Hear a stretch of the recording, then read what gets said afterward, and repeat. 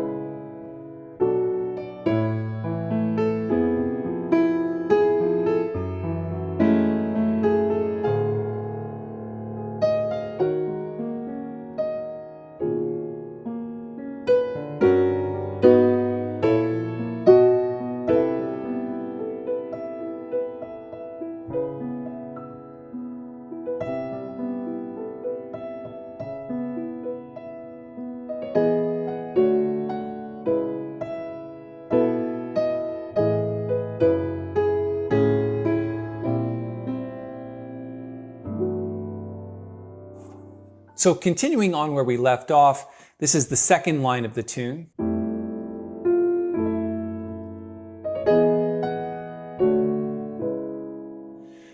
And this is all the same as the first line. This is repeated from the first line, this is repeated from the first line, and then we get to this E major 7th chord. And we're going to use the same type of voicings we used before. It is 1 and 5 in the left hand, and in the right hand, 3 and 7. And you'll notice that 7, the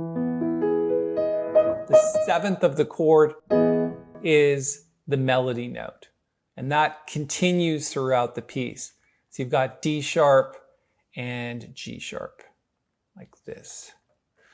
Okay? And again, we're just going down now the scale. So we're going down to D and A, and F sharp, and C sharp. Again, this is just bare bones. I'm not writing out all the melody notes and syncopation because you can see it in the right hand. Which is E major 7, D major 7 to C sharp minor 7. So C sharp, which is the root, and then 5, which is G sharp, and then E natural, which is the 3rd of the chord for minor. So that's a natural, right? And then B natural as well. Okay?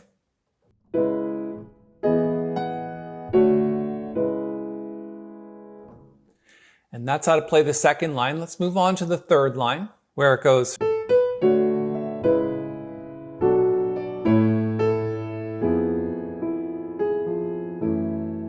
So some cool voicings there. And again, we've tackled the D major 7th chord before. We're going to continue on using the root and the 5th in the left hand, and then the 3rd, which is F sharp, and the melody note, which is the 7th of the chord.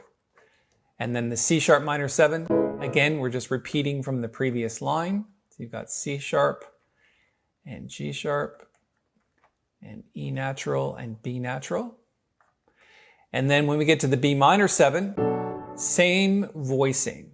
Again, 1, 5, and then 3 and 7 in the right, which is D natural and A natural. And then when we get to the A chord, so we're just going to play octaves in the left hand. So again, it's all about interpretation. So we've got an A down here and an A up here. And in the right hand, we're just going to play the 5th of the chord and then the melody note, which is the 3rd. So, and this is really interesting. So if you take a look at an F major 7th chord, right? And I didn't write that in the chord symbol because I didn't want it interpreted like that. But if you look at F major 7, and you can write it like this, it's basically 1, 3, 5, and 7. But if you take the 7th note and you put it in the root, and we've talked about this voicing in other videos, you get a sound that sounds like this. E over F major 7. So the F major 7th chord, take the 7th, put it in the root, but play a triad on the E chord. It's a great sound. It's almost like an F minor 7 with a flat 5, but it's not a minor 7, it's a major 7. So F major 7 flat 5. Which is kind of the sound that you're looking for.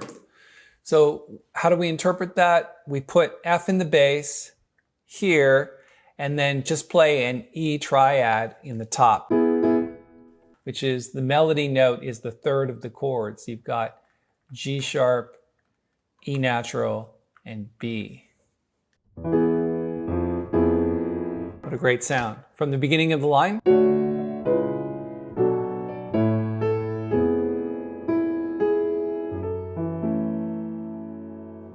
All right, let's play those 2 sheets of music.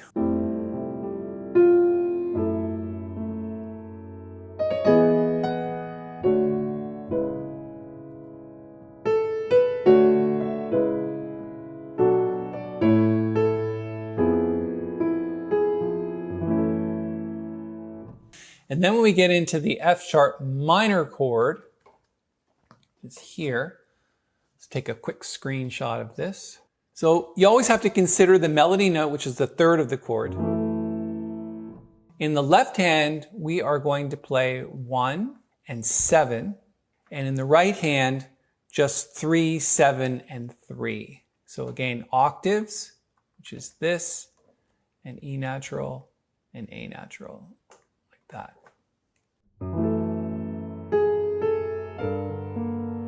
Now this voicing, we're going to change it up a little bit because I'd like to interpret it like this. If we spelled out the G minor chord, it would be G, B flat, D, and F.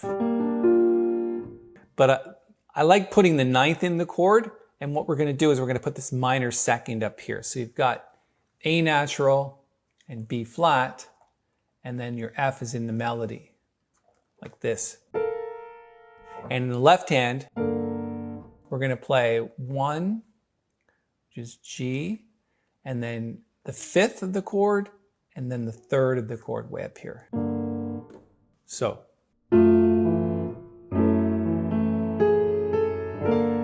And you can roll that if you want to.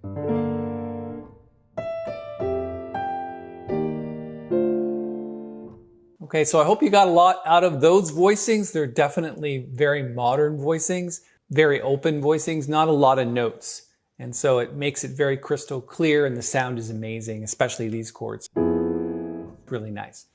Okay, if you have any questions or comments, post them below. In our next video, we're going to continue on with the voicings. There's a lot more to learn here.